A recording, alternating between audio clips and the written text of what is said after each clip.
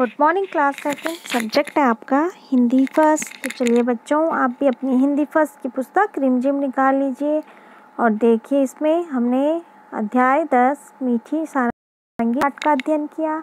आज हम इसमें दिए गए प्रश्न उत्तरों को अपनी कॉपी में लिखेंगे।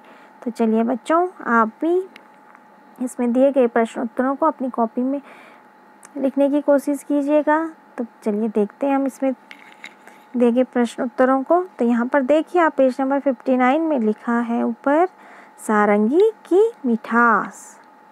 तो इसमें पहला प्रश्न पूछा जा रहा है कि गांव वाले कहते थे कैसी मीठी सारंगी, इसका क्या मतलब है? सही बात पर सही का निशान लगाओ। तो यहाँ पर पूछा जा रहा है कि आपने पाठ में पढ़ा कि गांव वालों ने सारंगी की आवाज़ सुनकर कहा कि कैसी मीठी सारंगी, और हमें यहाँ पर उसका मतलब बताना है कि उन्होंने क्यों कहा ऐसा। तो इसमें उत्तर दिए गए हैं कि सारंगी चखने में मीठी थी, सारंगी से निकलने वाली आवाज़ सुनने में अच्छी लगती थी, और फिर तीसरा है सारंगी के आसपास मधुमक्खियाँ भिनभिना रही थी। तो बच्चों, इसमें सही उत्तर है सारंगी से निकलने वाली आवाज़ सुनने में क्या थी? अच्छी लगती थी। तो इसलिए गांव वालों ने कहा कि कैसी मीठी सारंगी है। फिर देखिए इसमें, अब तुम समझ गए होंगे कि गांव वाले सारंगी को मीठी क्यों कहते थे। अब बताओ कड़वी बात का क्या मतलब होगा। तो देखिए, आप इस तरह से हमने इन प्रश्नों के उत्तर अपनी कॉपी में लिखे। आप भी अपनी हिंदी की कॉपी निकाल लीजिए और उसमें आज की दिनांक डाल दीजिए, और फिर अध्याय संख्या, अध्याय का नाम लिख लीजिए और लिख लीजिए सारंगी की मिठास। तो इसमें पहला प्रश्न पूछा जा रहा है कि गांव वाले कहते थे कैसी मीठी सारंगी, इसका मतलब है। तो यहाँ पर हमने इसका सीधे उत्तर लिख लिया है कि सारंगी से निकलने वाली आवाज़ सुनने में अच्छी लगती थी, इसलिए गाँव वालों ने कहा कि कैसी मीठी सारंगी। फिर इसमें दूसरा प्रश्न पूछा गया कि कड़वी बात से क्या मतलब होगा।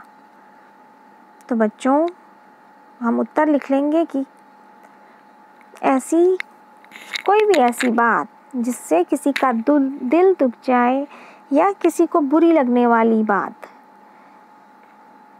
को हम कड़वी बात कह सकते हैं। तो आप कभी कहते हैं ना आपसे कि किसी को बुरा नहीं बोलना, किसी को गलत नहीं बोलना, तो ये शब्द भी किसी को अच्छे नहीं लगते हैं ना। यदि हम किसी को बुरा बोलेंगे तो वो किसी को अच्छा ना लगने वाली बात को हम कड़वी बात से मतलब निकाल सकते हैं।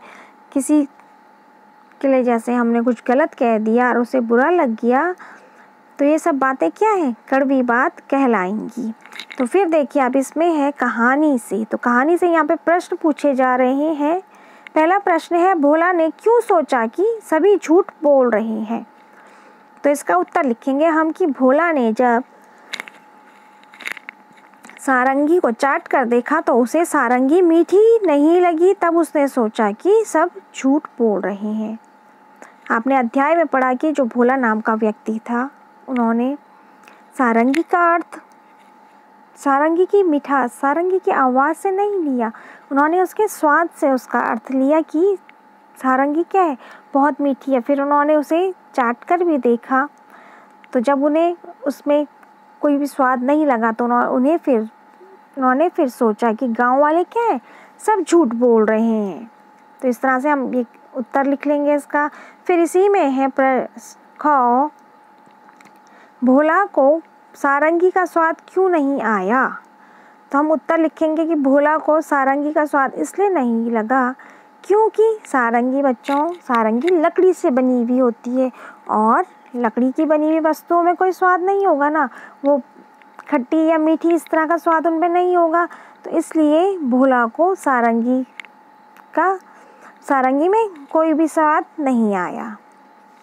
फिर है तीसरा गौ प्रश्न। इसमें भोला ने किस किस तरह से यह जानने की कोशिश की कि सारंगी मीठी है।